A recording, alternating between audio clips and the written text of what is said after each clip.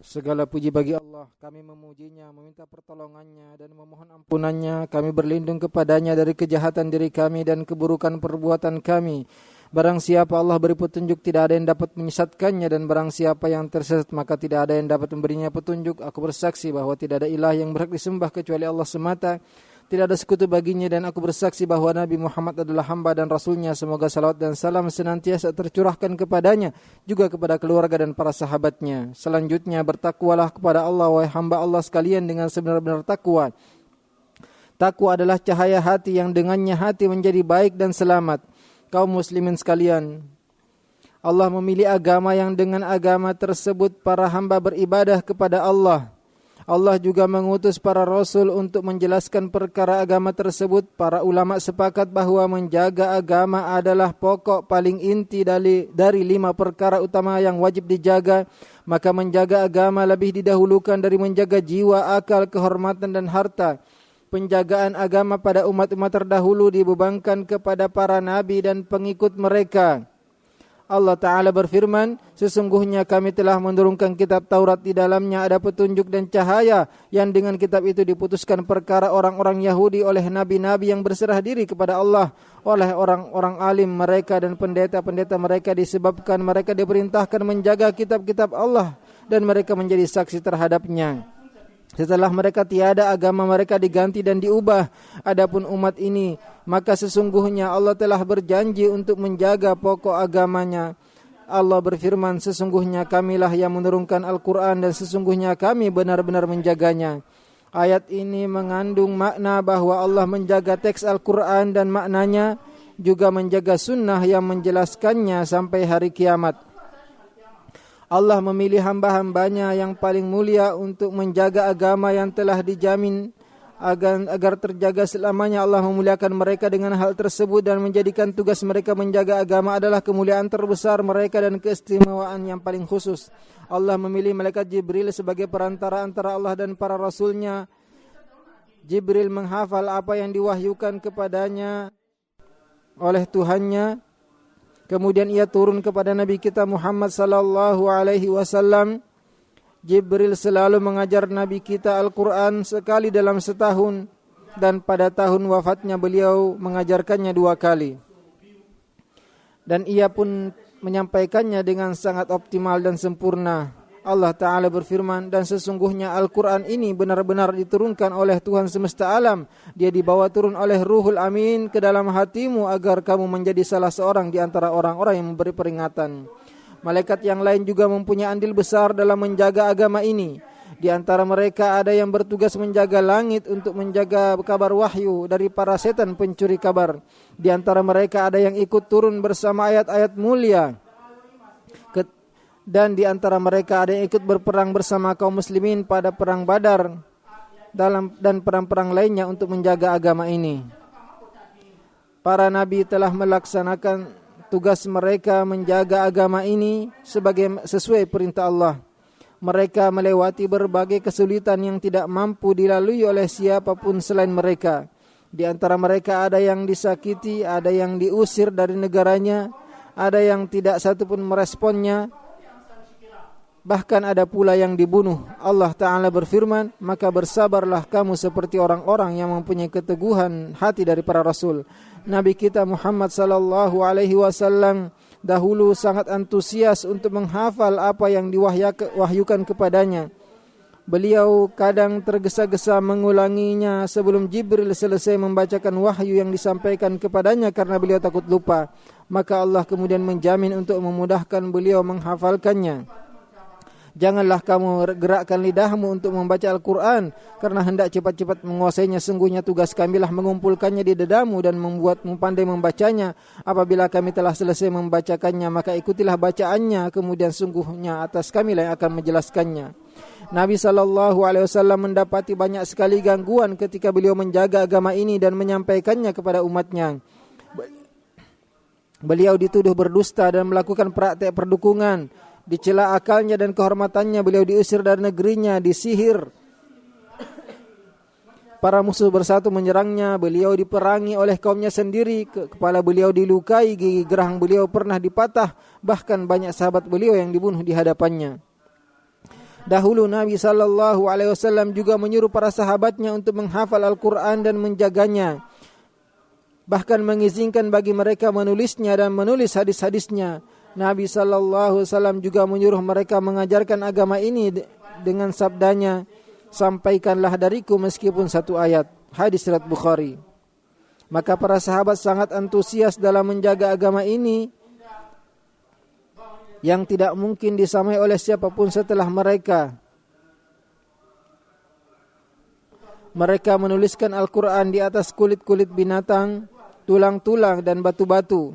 Mereka juga menghafal Al-Quran dalam hati mereka dan mereka menyampaikan Al-Quran yang masih murni tersebut kepada orang-orang setelah mereka. Mereka juga mengajarkan sunnah Nabi sallallahu alaihi wasallam dengan ucapan dan perbuatan. Sa'id bin Jubair rahimahullah berkata, aku pernah menulis dari Ibnu Abbas radhiyallahu anhuma pada lembaran-lembaranku sampai aku memenuhinya. Kemudian aku menulis di atas sendalku sampai aku menulis di telapak tanganku. Mereka sangat berhati-hati dalam perkara tersebut dan mereka sangat teliti dalam meriwayatkan hadis dan menasihati umat.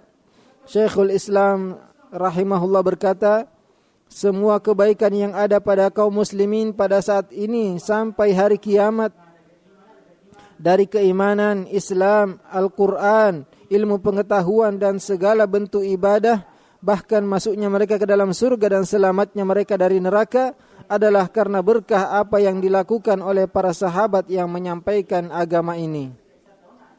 Kemudian setelah mereka Allah memilih para ulama untuk menjaga agama ini yang tidak khusus di negeri tertentu, kebangsaan tertentu atau warna kulit tertentu.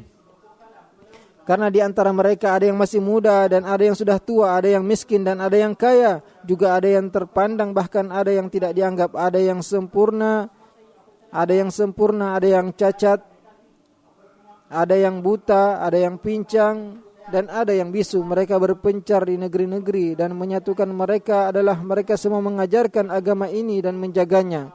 Mereka menulis, menghafal, bepergian, bersabar di atas kefakiran, rasa takut, gangguan. Mereka mencurahkan jiwa, harta dan umur mereka. Allah menjadikan mereka bukti bahwa Allah benar-benar merealisasikan janjinya untuk menjaga agama ini. Masing-masing dari para ulama menguasai bidang tertentu dan banyak juga dari mereka menggabungkan beberapa bidang keilmuan. Bahkan sebagian mereka juga menguasai sebagian ilmu dunia yang bermanfaat untuk manusia. Para ahli Quran dan tafsir, mereka menguasai lafaz-lafaz Al-Quran dan huruf-hurufnya. Mereka menjelaskan arti dari setiap kata yang mufrad atau murakkabah. Mereka menguasai cara-cara membacanya, juga ayat-ayat yang mirip. Mereka menguasai cara melafadzkannya dan yang lazim diketahui dari tajwid dan cara tilawahnya. Mereka menjelaskan kata-kata yang sulit dan mengambil kesimpulan dari hukum-hukumnya. Mereka menerangkan waktu turunnya setiap ayat, bahkan tempat turunnya, baik itu ketika dalam perjalanan atau tidak, di musim panas atau musim dingin, di waktu malam atau siang, di atas kendaraan atau di atas tanah atau di atas tikar. Juga sebab turunnya dan kepada siapa diturunkan, sampai tempat-tempat berhenti dan memulai ketika membacanya. Mereka juga menjelaskan tentang keutamaan dan adab-adab mempelajari dan mengajarkan Al-Quran. Dan mereka menuliskan semua yang kecil sampai yang besar yang menjadikan Al-Quran terjaga lafaz dan maknanya. Ali bin Ubaidillah rahimahullah berkata, Muhammad bin Jarir duduk menulis tafsirnya selama 40 tahun. Adapun para ulama hadis, mereka menyibukkan diri mereka dalam ilmu riwayat. Mereka berkeliling di beberapa negeri. Mereka bersabar jauh dari negeri mereka menghadapi berbagai kesulitan. Imam Ahmad bin Hanbal rahimahullah harus keliling 2 kali untuk menulis kitab musnadnya. Para ulama hadis mencatat sabda-sabda Nabi sallallahu alaihi wasallam, ucapan-ucapan beliau dan penetapan-penetapannya. Mereka menghafal lafaz dan riwayatnya, mengetahui perbedaan para perawi dan kesamaan mereka dalam riwayat, juga tambahan riwayat dari sebagian perawi hingga tidak tertinggal satu pun dari sunnah Nabi sallallahu alaihi wasallam, baik itu peristiwa besar, kabar, kisah, bentuk, gerakan dan sesuatu apapun. Abu Hatim Ar-Razi rahimahullah berkata, pertama kali aku keluar untuk mencari hadis, aku membutuhkan waktu 7 tahun. Aku pernah menghitung jarak yang aku tempuh berjalan kaki lebih dari 1000 farsakh, yaitu lebih dari 8000 kilometer. Dan aku terus menghitungnya sampai ketika sudah lebih 1000 farsakh, aku pun berhenti menghitung. Sehingga tidak ada satupun sunnah Nabi yang tertinggal. Mereka mengumpulkan hadis-hadis dan membagi-baginya dalam kitab-kitab sahih, musnad, sunnah, sunan, mu'jam dan musannaf. Mereka memilih hadis-hadis tersebut dari sekian ribu riwayat. Dan yang paling terdepan dari para ulama hadis tersebut adalah Imam Bukhari rahimahullah yang berkata, aku menulis kitabku As-Sahih ini selama 16 tahun. Dan aku pilih hadis-hadis tersebut dari 600.000 hadis.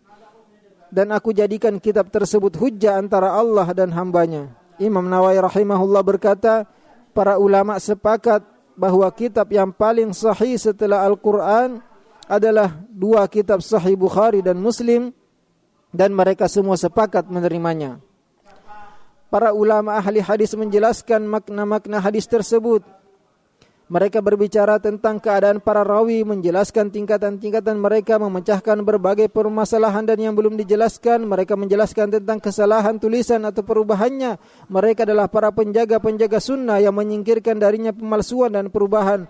Maka tidak tertutup bagi mereka satu huruf pun yang dari kebohongan, yang menjadikan umat ini adalah umat yang mempunyai kekhususan dari umat-umat yang lain karena adanya sanad dan pengetahuan untuk membedakan mana yang benar dan mana yang salah. Adapun umat sebelum umat ini, mereka tidak mempunyai ilmu sanad dan tidak mempunyai kemampuan untuk membedakan antara perkataan Nabi mereka dan perkataan yang ditambahkan. Sufyan Ats-Tsauri berkata, para malaikat adalah penjaga langit, sedangkan para ulama hadis adalah penjaga bumi. Para ulama akidah telah menjelaskan segala permasalahan akidah, merincikan dan mengumpulkan dalil-dalilnya dan menerangkannya kepada manusia. Mereka menjelaskan tentang rububiyah Allah, nama-nama dan sifat-sifatnya, dan bahwasanya hak Allah untuk disembah melazimkan kedua perkara tersebut. Mereka mementahkan dan membantah semua syubhat-syubhat dengan menggabungkan antara dalil naqli dan akli. Para fuqaha mengajarkan cara beristinbat dari Al-Quran dan hadis. Mereka meletakkan kaidah usul fiqh dan kaidah-kaidah umum lain yang menjadikan alat untuk menyimpulkan hukum dari teks-teks ayat dan hadis. Juga sebagai ukuran pemahaman yang benar, mereka menjelaskan tentang amal perbuatan mukallaf dan menjelaskan cabang-cabangnya agar mudah difahami. Mereka mengkiaskan perkara-perkara baru dengan perkara yang telah ditetapkan nas-nasnya, dan mereka telah menjelaskan rincian perkara ibadah dan muamalah. Bahasa adalah ilmu, alat ilmu pengetahuan. Dengannya seorang memahami, mengerti, menyampaikan dan mengabarkan.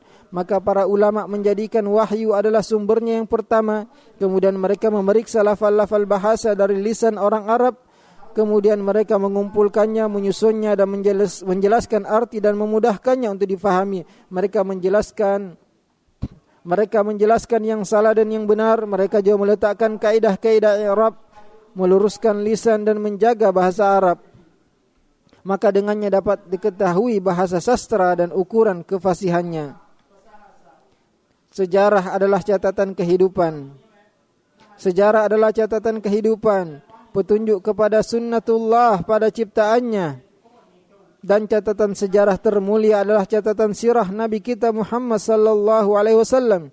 Para ulama sirah telah menuliskan sejarah kehidupan Nabi kita Muhammad sallallahu alaihi wasallam, akhlak, budi pekerti, perangai dan bentuk tubuh beliau. Bahkan semua yang rinci dan besar dari nasab, nama, umur, waktu kelahiran, waktu wafatnya, diutusnya menjadi nabi, hijrahnya, istri-istrinya, putra-putrinya, para sahabatnya, kekasih-kekasihnya, bentuk tubuhnya, budi pengertinya, pasukan-pasukannya dan peperangan-peperangannya, bejana-bejananya, pedang-pedangnya, tombak-tombaknya, kendaraan-kendaraannya, warna pakaiannya, bentuk sendalnya, jenis wewangian yang biasa beliau gunakan, posisi tidurnya, berapa kali beliau bernafas ketika minum, tata cara beliau makan dan makanan apa yang beliau sukai, cara beliau berjalan, tertawa dan menangis, bahkan sampai jumlah uban di jenggot dan rambut kepalanya. Para ulama sepanjang sejarah terus menjaga agama ini dan menyampaikannya kepada orang lain. Mereka menggabungkan antara ilmu dan ibadah. Dahulu Syekhul Islam Ibn Taimiyah rahimahullah setelah salat fajar selalu duduk berzikir sampai setengah hari. Para ulama menulis dan mencurahkan waktu mereka. Ibnul Jauzi rahimahullah menulis dengan tangannya lebih dari 200 jilid buku. Ibnu Katsir rahimahullah menceritakan tentang penulisan kitab beliau Jami'ul Masanid. Aku terus menulis di malam hari sampai lentera yang kupakai redup hingga penglihatanku pun hilang bersamanya. Mereka selalu bersabar atas segala tantangan dan kesulitan. Atap rumah Imam Malik pernah roboh karena hartanya habis untuk mencari ilmu hadis, hingga beliau pun terpaksa menjual kayu-kayunya. Asy-Sya'bi pernah ditanya, "Dari mana engkau mendapatkan semua ilmu ini?" Beliau menjawab, dengan berkeliling di negeri-negeri dan bersabar seperti benda mati. Siapapun yang membaca sejarah para ulama akan menyangka bahwa kisah mereka adalah dongeng semata atau cerita yang berlebihan. Namun inilah keadaan sebenarnya para ulama yang mulia. Mereka telah membuktikan sabda Nabi sallallahu alaihi wasallam, "Sungguh agama ini akan sampai ke tempat di mana sampainya siang dan malam. Allah tidak akan membiarkan satu rumah pun baik di perkotaan atau di pedesaan kecuali akan dimasuki oleh agama ini." Hadis riwayat Ahmad. Selanjutnya kaum muslimin sekalian, Allah telah memberi keutamaan kepada kita dengan menjaga agama Islam ini selama beberapa abad, hingga agama Islam pun sampai kepada kita dan masih murni seperti baru turun saat ini, dan akan terus seperti itu sampai hari kiamat. Tidak terhapus satu pun dari simbolnya, tidak hilang satu huruf pun dari Al-Quranul Karim, dan tidak hilang satu pun dari sunnah. Padahal zaman yang sangat panjang telah berlalu dan banyak berubah. Juga banyaknya kejadian besar, peristiwa besar, peperangan, kemiskinan, kelaparan, perpecahan, perselisihan, dan tipu daya untuk agama ini. Juga banyaknya usaha untuk merusak hukum-hukum dan celaan yang ditujukan kepada syariat-syariatnya. Seorang mukmin sejati selalu berusaha sungguh-sungguh agar termasuk orang yang punya andil dalam menjaga syariat dan mengajarkannya dengan cara menuntut ilmu, memotivasi orang lain untuk belajar dan mendidik anak-anak untuk mencintai agamanya, menjaganya, mempelajarinya dan mengajarkannya, serta mencontoh para salaf dan ulama umat ini. Karena di dalamnya ada kemuliaan dan kebaikan, aku berlindung kepada Allah dari godaan setan yang tertutup. Di antara orang-orang mukmin itu ada orang-orang yang menepati apa yang telah mereka janjikan kepada Allah. Maka di antara mereka ada yang gugur dan di antara mereka ada yang menunggu-nunggu, dan mereka sedikit pun tidak merubah janjinya. Agar Allah membalas orang-orang yang tulus dengan ketulusan mereka dan mengadab orang-orang munafik jika Allah menghendaki atau mengampuni mereka. Sungguhnya Allah Maha Pengampun lagi Maha Penyayang. Semoga Allah Subhanahu wa taala berikan berkah kepada kita. Demikianlah yang aku sampaikan. Aku mohon ampun kepada Allah dan kepada seluruh kaum muslimin. Mohon ampunlah kepada Allah. Sungguhnya Allah Maha Pengampun lagi Maha Penyayang.